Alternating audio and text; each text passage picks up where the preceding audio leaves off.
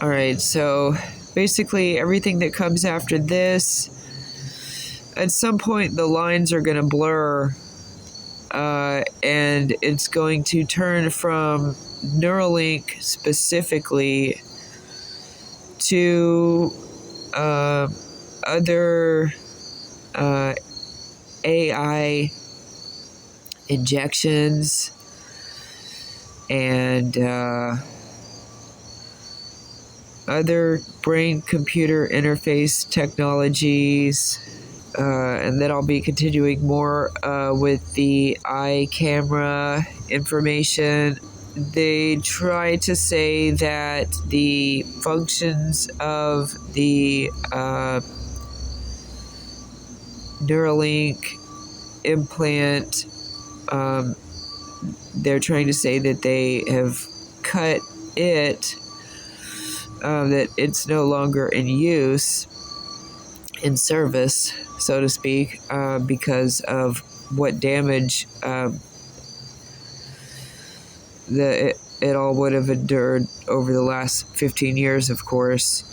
And, within that time frame, they have given me an injection, some kind of AI nano protein injection stuff.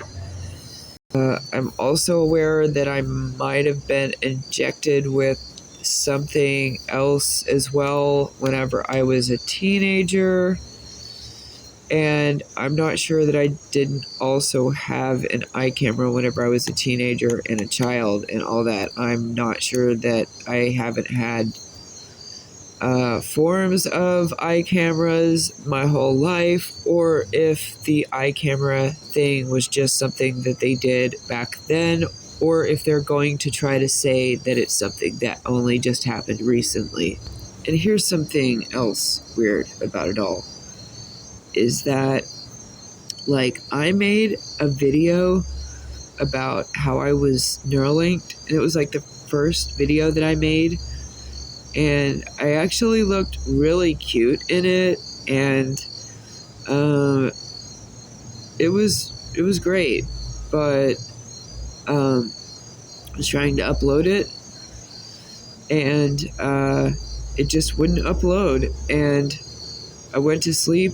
The next morning, I looked over, the video still hadn't uploaded, and I realized it was everything defragmented overnight, or someone was able to leave me a message, and when I woke up, and it was and I don't know if it was God or a technological thing, or if it was just my own defragmentation and my own personal realization that morning, but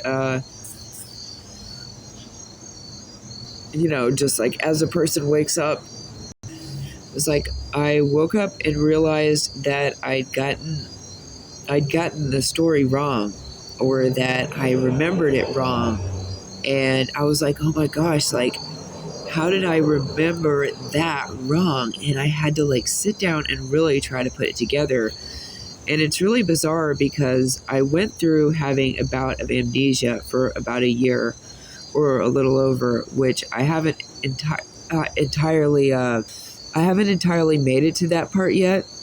And I've gotten really good at memory recall and focus and knowing what I'm talking about, and really going back and taking a look at situations, and I'd pieced things together pretty well, but I hadn't quite gone back and personally revisited that time frame pretty much ever, except for around that time frame. And it was as I stood there and just rambled it off the top of my head, just a random memory, just what I could remember, it was pretty close. It was pretty close to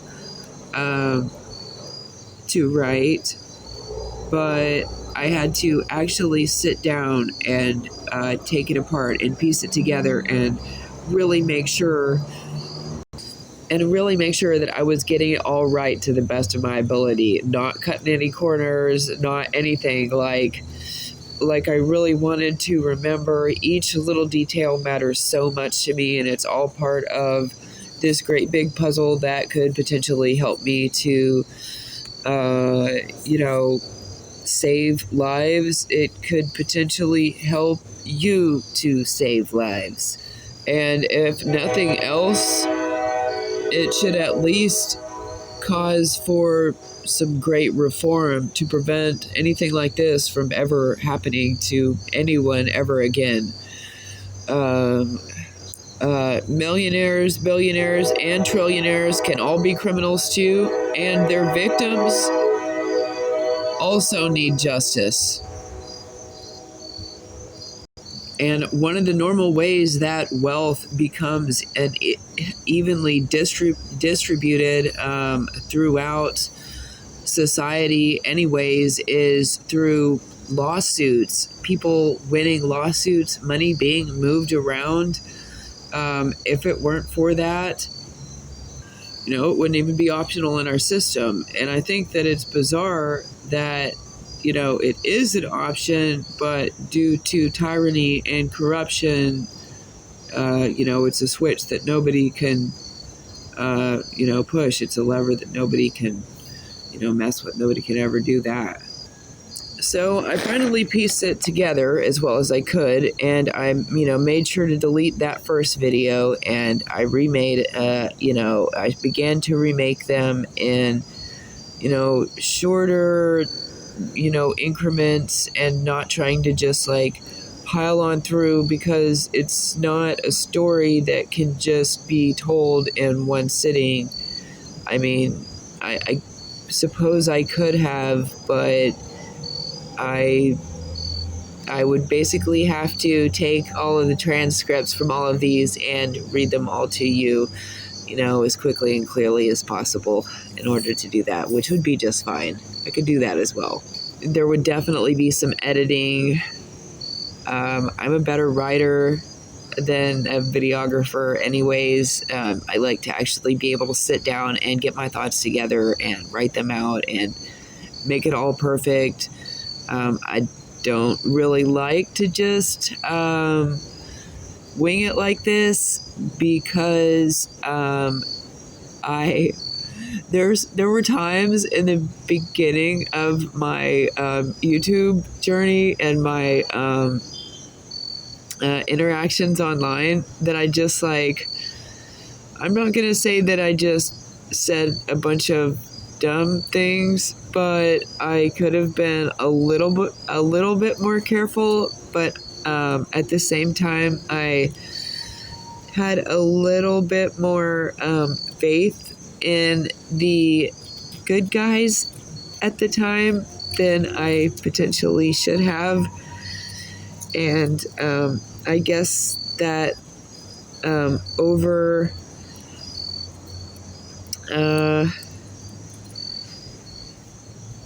overestimation of the power of the good side made me just kind of not made me, but I guess I kind of got a little bit cocky and just winged through and just said some stuff, and it was just honestly, I was just scared to death to speak up, and it was just me pushing myself to say anything, but I kind of felt dorky reading something from a script, so I just rolled with it. And then in the end, I ended up putting some stuff online that was super dorky, and half of it I didn't even mean, and then eventually I would find out that I was actually engaging in some strange form of technological cyber guerrilla warfare or something like that by even being a part of the discussion at all, and having to defend myself in any way, or having to put on a mask and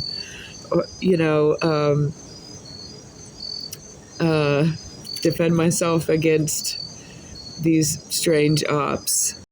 who at the time I knew that they were trying to copy me, so I wasn't trying to necessarily be like super honest, and I wasn't even really trying to sound entirely like myself. And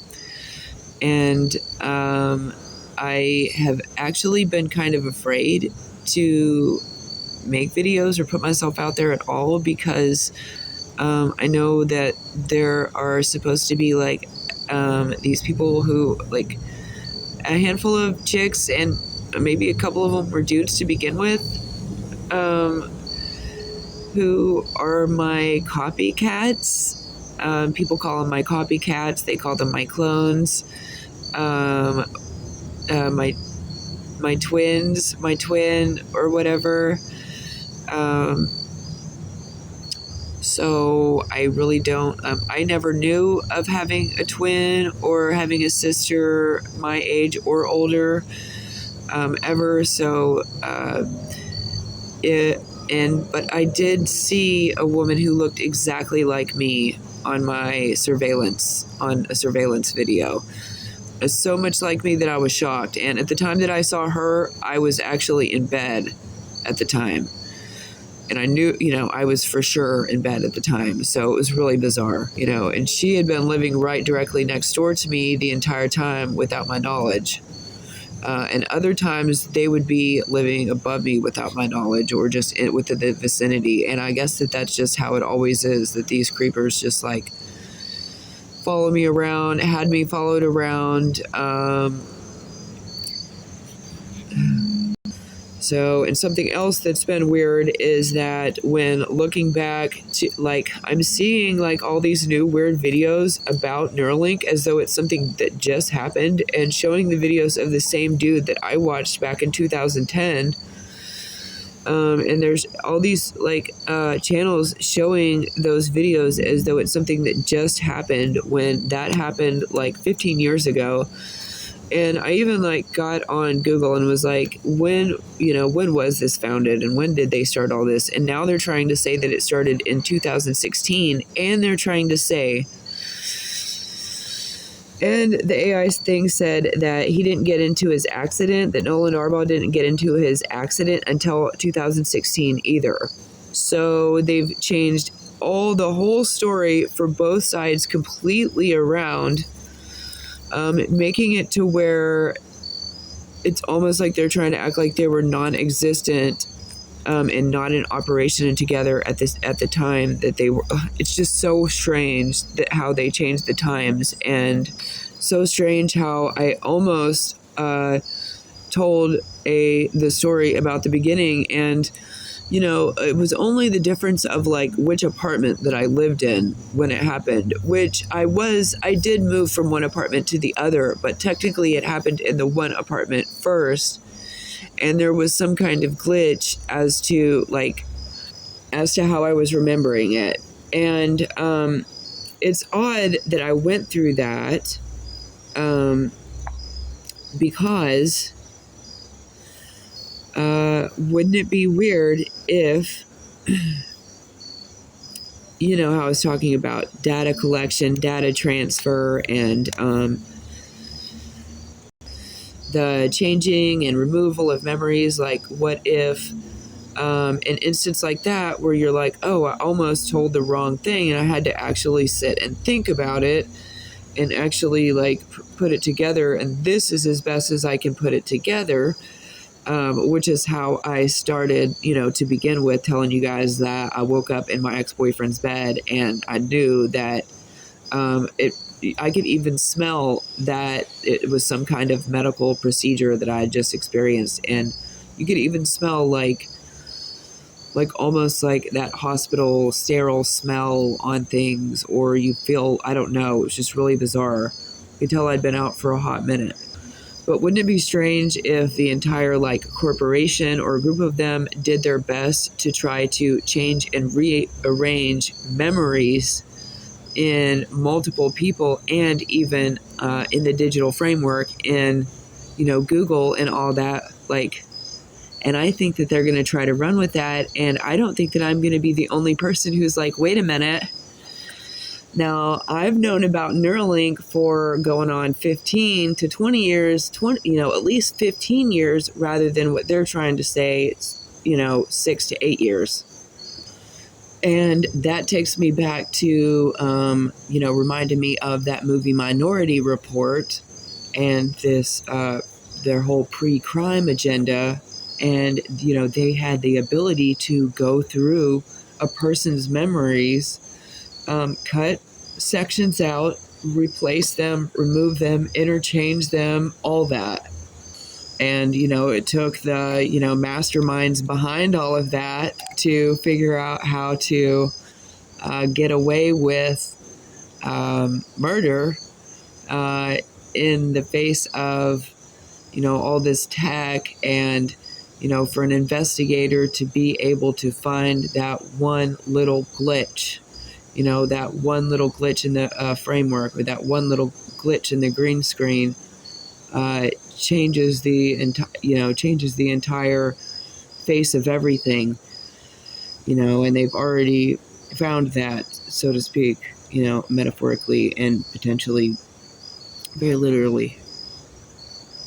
Because I know damn well back in 2010, I was reading about poor little monkeys getting operated on. And from the sounds of things, it was more than just monkeys, and that it was more than just me, and that could have even been like a terrible code phrase. All right, and so I think that it messed with my temperature regulation to have whatever that surgery was done, or whatever they did, whatever procedures that they did messed with my temperature regulation. And I think that they could have been able to remotely interfere or affect my appetite and my focus. Like if I were to be like, oh gosh, I want to read up on Neuralink, you know what I mean?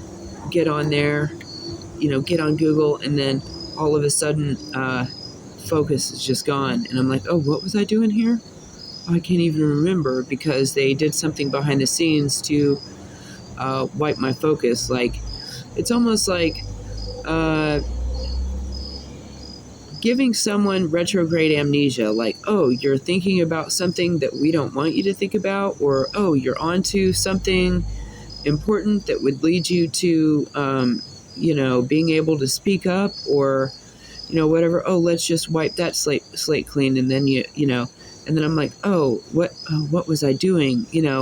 These are just like examples of, how a person's memory can be affected, and them, maybe not thinking of, chalk it up to, something that it isn't, when in all actuality, it very well could be something that only happens whenever you're thinking about or trying to investigate or learn about certain things. And then all of a sudden, it's like you start to short circuit, but just as like, Kuan Yin was trying to say, those are weird little things that basically anything that the brain, literally anything that you put your mind to, your brain can overcome anything, dude. Like, it is insane.